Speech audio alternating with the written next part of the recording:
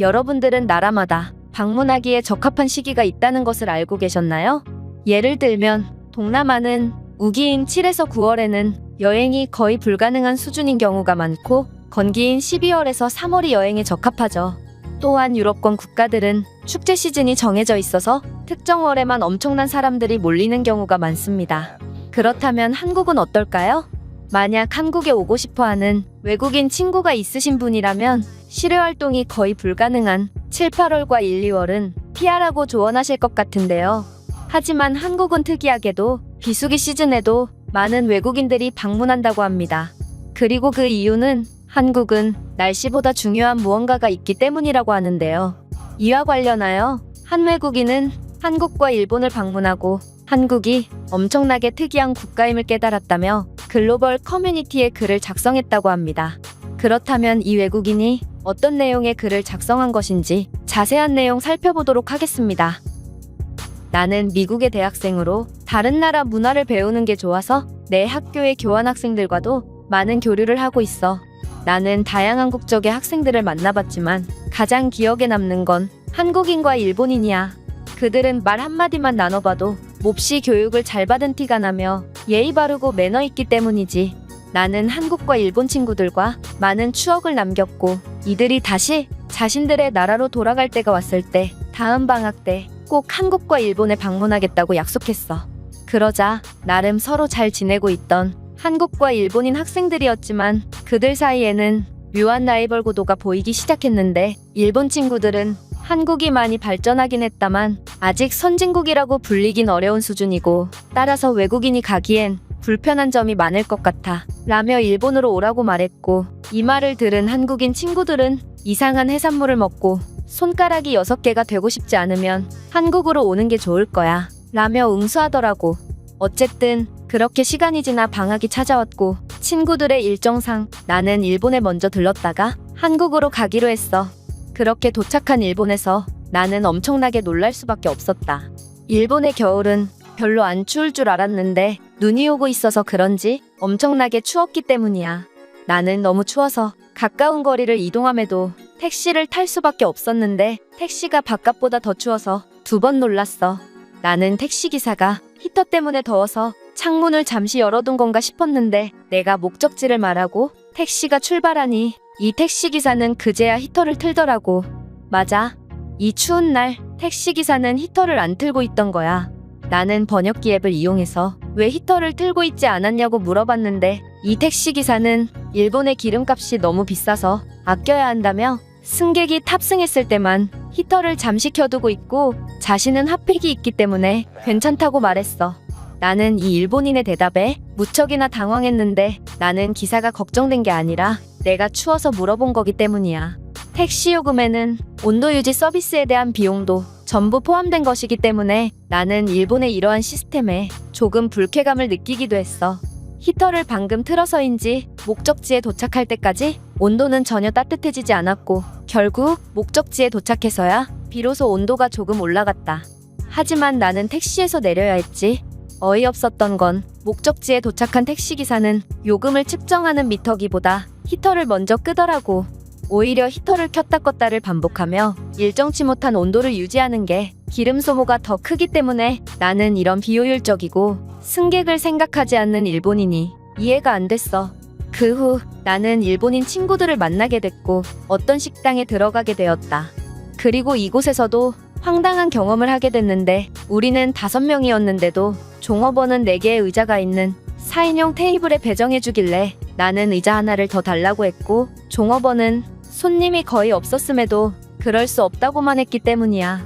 나는 어처구니가 없어서 일본인 친구들을 돌아봤는데 충격적이게도 이 친구들은 이 말도 안 되는 소리를 수긍하는 눈치더라고. 그래서 어떻게 했냐고? 놀라지 마.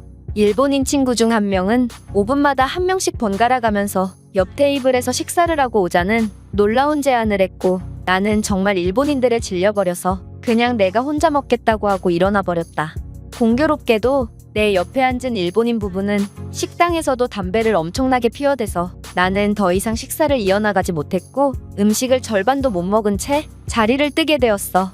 그리고 미국에서는 안 그랬는데 일본인 친구들은 일본인들이 더 많은 상황에서는 나를 앞에 두고 자신들끼리만 일본어로 쑥덕대서 나는 그들의 대화에 낄 수조차 없었고 지하철 이용 방법 등 외국인인 내가 모를 만한 것들도 내가 청하지 않으면 도와주지 않고 마치 남일 보듯 하길래 나는 이런 개인주의적이고 융통성 없는 일본에 진절머리가 나서 바로 한국으로 건너가게 되었어.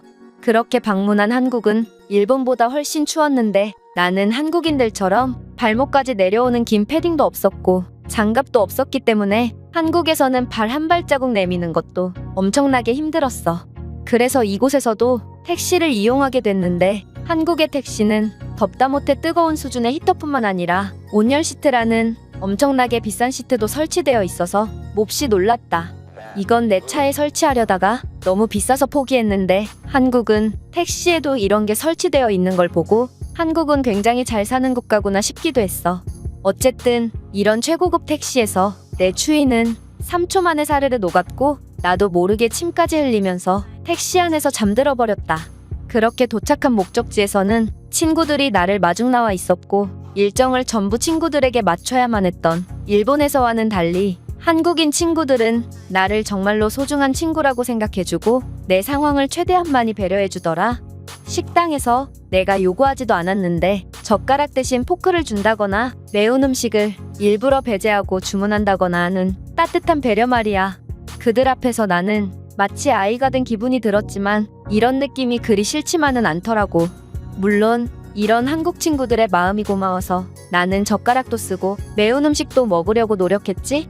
결과는 음식을 흘려서 옷은 빨간 고추장 범벅이 되었고 겨울인데도 콧물에 땀 범벅이 되어 친구들이 땀으로 옷에 묻은 고추장을 닦으면 되겠다며 놀렸지만 말이야. 그리고 내가 숙소를 예약하려고 하자 이 한국인 친구들은 전부 자기네 집에서 재워준다며 나를 위해 호의를 베풀어줬고 결국 나는 숙소를 예약할 필요도 없이 이 친구들의 집에 돌아가면서 머무를 수 있었어. 나는 한국의 이런 손님을 대하는 정겨운 문화가 무척이나 부러웠는데 미국에서는 이건 꽤나 무례한 행위고 아무리 친해도 이런 경우는 거의 없거든.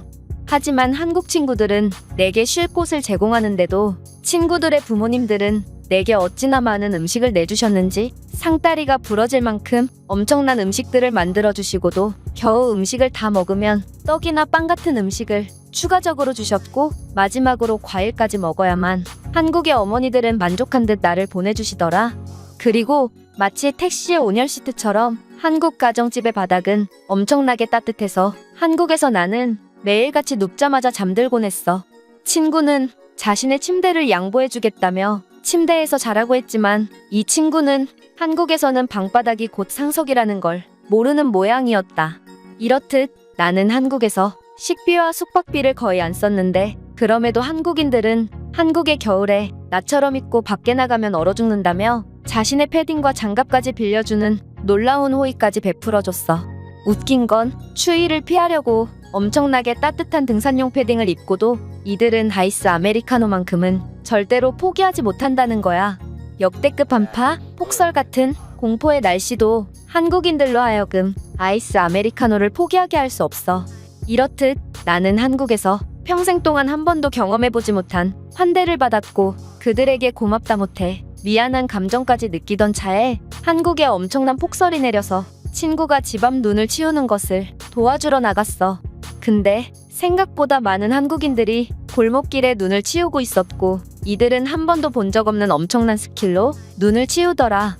내가 서툰 동작으로 깨작깨작 눈을 치울 때 한국인들은 자기 집 앞 눈을 다 치우고 옆집 것까지 전부 치워주고 있었고 힘이 없어 보이는 한국의 할아버지조차 나보다 훨씬 눈을 잘 치우시더라고. 내 친구에게 물어보니 한국 남자들은 전부 군대에서 눈 치우기의 전문가가 되어온다며 한국은 제설기계보다 사람이 눈 치우는 게 더 빠른 유일한 국가라고 하더라. 어쨌든 한국인들은 추운 와중에도 아무런 대가 없이 남의 집 눈까지 전부 치워버렸고 이들의 모습을 보면 정말 남과 나의 경계가 없는 듯 보여서 더 아름다웠다. 이번 한국과 일본 여행을 통해 한국의 겨울은 분명 혹독하지만 역설적이게도 그 어디에서보다 따뜻함을 느꼈고 일본이야말로 몸도 마음도 얼어붙은 곳이라는 것을 깨닫게 되었어.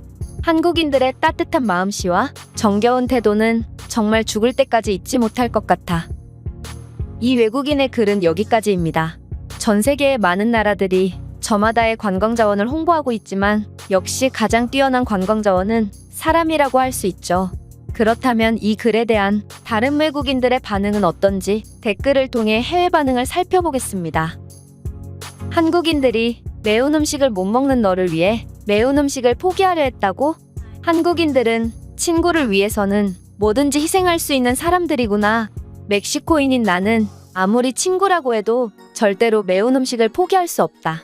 나도 한국인 친구 손에 이끌려 그의 가정집에 방문한 적이 있는데 그의 어머니가 내게 주신 엄청난 음식들을 도저히 감당해내지 못했던 적이 있어. 내가 30년을 살면서 음식을 남겨본 건 그때가 처음이었다. 나도 비슷한 경험을 한 적이 있어.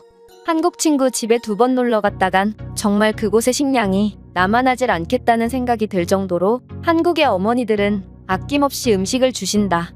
한국인과 일본인의 얼굴이 구별이 안 간다면 그냥 눈 내리는 날에 삽 한 자루씩을 쥐어주면 된다. 인간제설기의 면모를 보여주는 한국인들과는 달리 일본인들은 0.5인분도 못하고 있을 거거든. 확실히 일본인들 중에는 눈 치우는 법을 아예 모르는 사람들이 많은 것 같아요. 저는 일본에서 자신의 집 앞에 쌓인 눈에 뜨거운 물을 붓는 일본인을 본 적도 있거든요.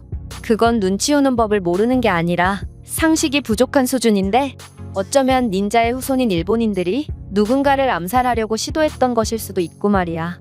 확실히 한국인들은 사소한 배려가 몸에 밴 듯 보여. 식당에 앉자마자 식기를 세팅해주고 남의 물까지 전부 따라주는 사람들은 한국인들밖에 없거든.